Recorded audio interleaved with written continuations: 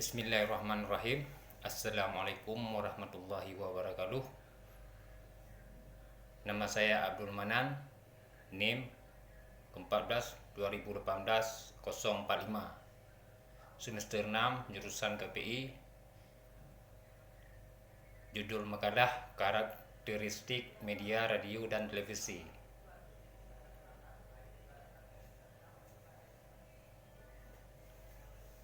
Pendahuluan latar belakang radio sebagai media massa terus mengalami perkembangan yang sangat pesat, dimulai dari zaman Belanda, zaman Jepang, zaman kemerdekaan, dan zaman Orde Baru.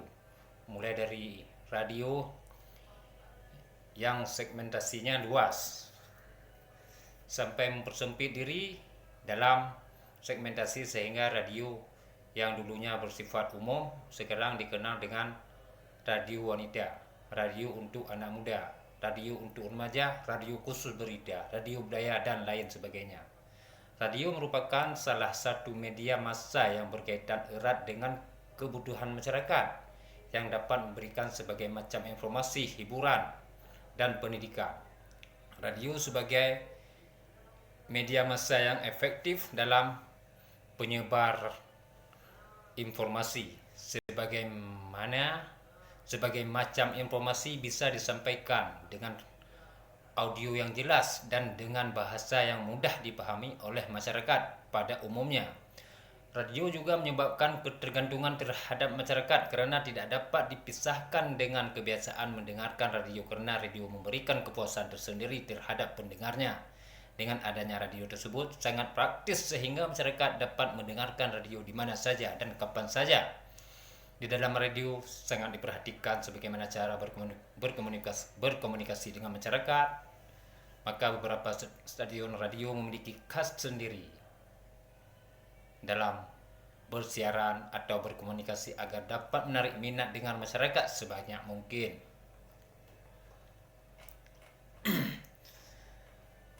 Tingkat persaingan stasiun radio di kota-kota besar dewasa ini cukup tinggi dalam merebut perhatian. Salah satu usaha yang dilakukan yakni dengan membawakan acara yang sesuai dengan segmentasi yang ditujukan sesuai dengan visi dan misi radio itu sendiri, dengan pola penyiaran yang menarik sehingga banyak diminati oleh audiensi untuk mendengarkan siaran dari stasiun radio tersebut. Rumus masalah. Berdasarkan uraian latar belakang di atas, maka dapat dirumuskan masalah yang menjadi fokus penelitian adalah sebagai berikut. Bagaimana strategi penyiaran radio swasta slang FM dalam menarik minat dengan mendengar masyarakat kota, sebagaimana minat pendengar siaran radio sudah terkait program acara. Tujuan penelitian sejalan dengan apa yang telah dirumuskan dalam rumusan masalah, maka tujuan dari penelitian ini adalah untuk mengetahui strategi penyiaran radio swasta, minat pendengar masyarakat kota, untuk mengetahui minat pendengar siaran radio swasta terkait program acara. Manfaat penelitian. Adapun manfaat dalam penelitian adalah sebagai berikut. Secara akademis, penelitian ini diharapkan memperkaya khasanah penelitian di bidang ilmu komunikasi, khususnya mengenai dunia penyiaran radio. Secara teoritis, penelitian ini diharapkan dapat memperluas pengetahuan penulisan mengenai ilmu komunikasi, khususnya di bidang media massa. Secara praktis, penelitian ini diharapkan dapat memberikan kontribusi dalam menyusun pola penyiaran radio. Tinjauan pustaka. Tinjauan tentang komunikasi. Pengertian komunikasi, banyak definisi dan pengertian mengenai komunikasi yang lain disampaikan oleh para ahli komunikasi untuk dapat menjelaskan makna utama dari komunikasi. Wirianto dalam bukunya Pengantar Ilmu Komunikasi menjelaskan bahawa Komunikasi mengandung makna bersama-sama dalam kurung common. Istilah komunikasi atau communication berasal dari bahasa Latin, yaitu communication yang berarti memberitahukan atau mempertukaran kata, sifatnya komunis yang bermakna umum atau bersama. Komunikasi merupakan alat utama yang digunakan dalam rangka melakukan interaksi yang berkeseimbangan untuk berbagai tujuan menurut kepentingannya.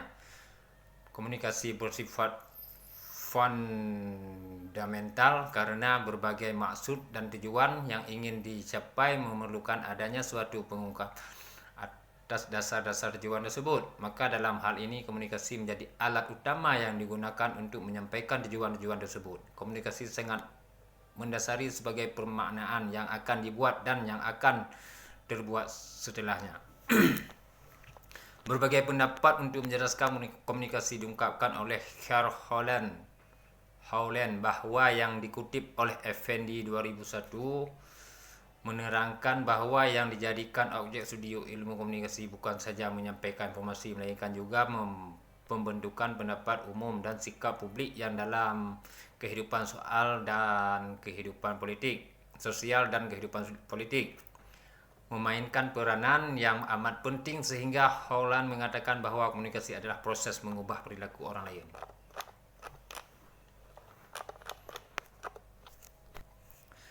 Proses komunikasi. Pada proses komunikasi dapat dikategorikan dalam peninjauan dari dua perspektif, yaitu proses komunikasi dalam perspektif psikologis.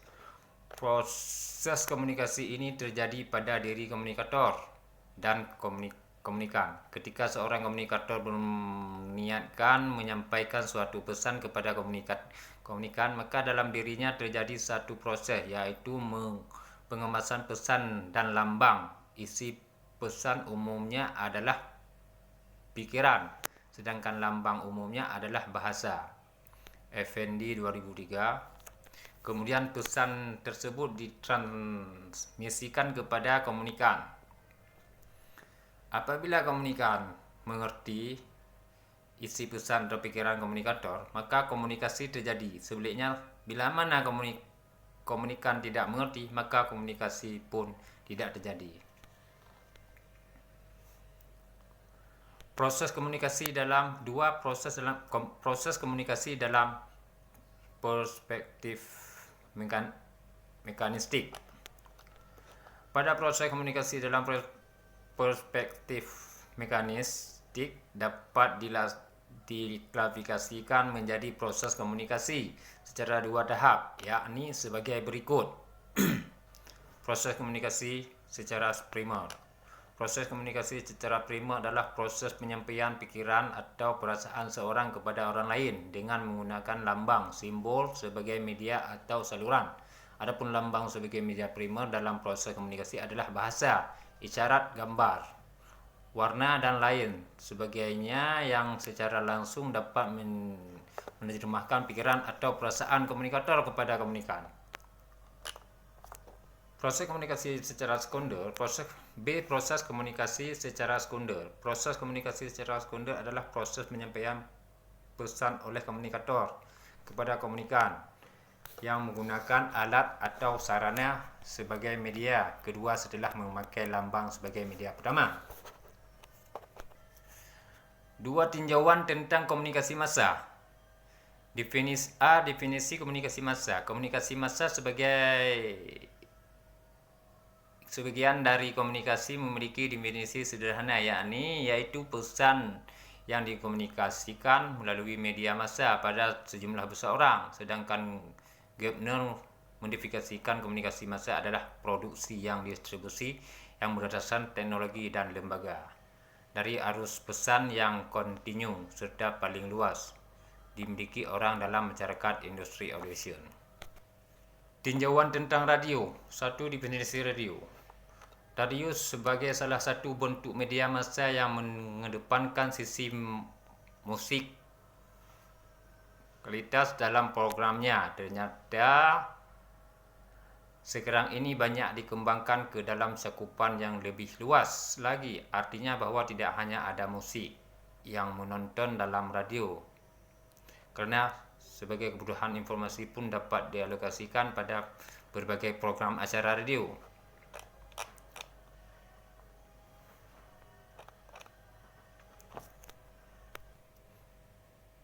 Pola penyiaran radio. Undang-Undang Penyiaran Nomor 32 Tahun 2002 tentang penyiaran. Penyiaran radio adalah media komunikasi massa dengan yang menyalurkan gagasan dan informasi dalam bentuk suara secara umum dan terbuka berupa program yang teratur dan berkesinambungan. Pasal 1 ayat 3. Atas tujuan, fungsi dan arah atas Pancasila dan Undang-Undang Dasar 1945. Tujuan: A. Memperkukuh integrasi nasional. B. Terbinanya watak dan jati diri bangsa. C. Mencerdaskan kehidupan bangsa. D. Membangun masyarakat mandiri, demokratis, adil dan sejahtera. E. Menumbuhkan industri penyiaran radio Indonesia. 3. Fungsi media: fungsi pendidikan, hiburan yang sehat, kontrol perekat sosial, ekonomi, dan kebudayaan. 4. Arah: menjunjung tinggi Pancasila dan Undang-Undang Dasar 1945. B. Menjaga dan meningkatkan moralitas dan nilai-nilai agama serta jati diri bangsa. C. Meningkatkan kesadaran ketaatan hukum dan disiplin nasional. D. Memajukan kebudayaan nasional dan sebagainya. Pedoman perilaku penyiaran. Pedoman perilaku penyiaran bagi penyelenggaraan siaran ditetapkan dan disusun oleh KPI. Bersumber pada: A. Nilai-nilai agama, moral dan peraturan perundang-undang yang berlaku. B. Norma-norma lain yang berlaku dan diterima oleh masyarakat umum dan lembaga penyiaran. Pasal 48 ayat 1-2. 2. KPI wajib mengawasi pelaksanaan pedoman perilaku penyiaran. 3. KPI wajib menerima aduan dari setiap orang atau kelompok yang mengetahui adanya pelanggaran terhadap pedoman perilaku penyiaran. 4. KPI wajib menindaklanjuti aduan resmi mengenai hal-hal yang bersifat mendasar. C. Penarikan kesimpulan. Dari pemulaan pengumpulan data, penelitian memperoleh berbagai hal tentang apa arti dari hal-hal temuan di lapangan dan mencatat teraturan, pola-pola, arahan, sebab akibat dari proposisi. Namun demikian, penelitian tidak terpancing secara kuat terhadap hal-hal tersebut, tetapi terbuka dan skeptis menuju pada simpulan lebih jelas, rinci dan kokoh setelah data kasar berupa catatan-catatan yang tertulis di lapangan, wawancara, foto, buku pustaka, dan referensi lainnya terkumpul. Maka redukasi data dimulai. Selanjutnya data tersebut diolah dan disimpulkan sesuai dengan rumusan masalah. Kemudian baru dibuat laporan akhir penulisan. Keseluruhan proses analisis ini berlangsung secara siklus. Artinya analisa dilakukan sejak pengumpulan data, reduksi data dari pengumpulan data hingga penarikan kesimpulan, verifikasi begitu selanjutnya hingga dirasakan analisis itu sudah mantap.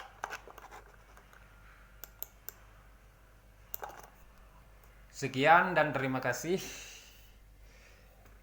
Saya ucapkan, saya Abdul Manan, NIM 14 2018 045, jurusan KPI. Terima kasih kepada Bapak dosen pembimbing Ilham MA. Wassalamualaikum warahmatullahi wabarakatuh.